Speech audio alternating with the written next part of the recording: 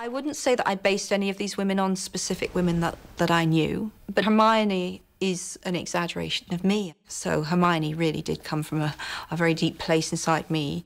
I was very insecure, still am quite insecure in a lot of ways, but I was a very insecure person for longer than I like to admit.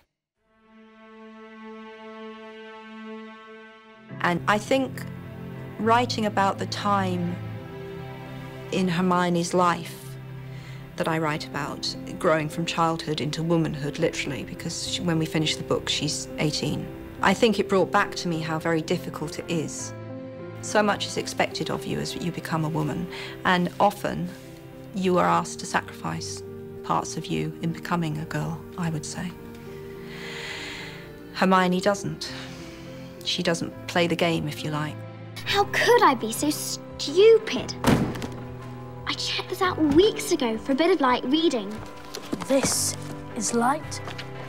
The kind of teasing that Ron gives Hermione for being clever and always being in the library, and, you know, I've had that my whole life. Guys giving me a hard time for doing well and being smart, and so I can totally relate. You're saying it wrong.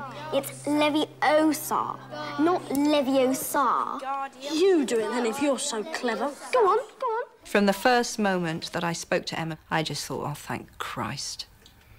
I did, because, you know, who knew who they were going to cast as Hermione? I was more worried about Hermione than anyone else. I thought, you know, are you going to get a girl and put her in glasses and then she'll, you know, because that shows she's clever? I mean, how many times have we seen that happen? And I spoke to Emma on the phone. She was very young. I think she was 10. And I thought, you are going to be able to play a very bright, articulate girl with conviction, because that's who you are. I felt like I had the most pressure in a way, because if I screwed up Hermione, I would be screwing up a part of Jo, and it just would have been awful. I remember she sent me a letter after the third movie. She wrote me a letter and she said, "To my perfect Hermione."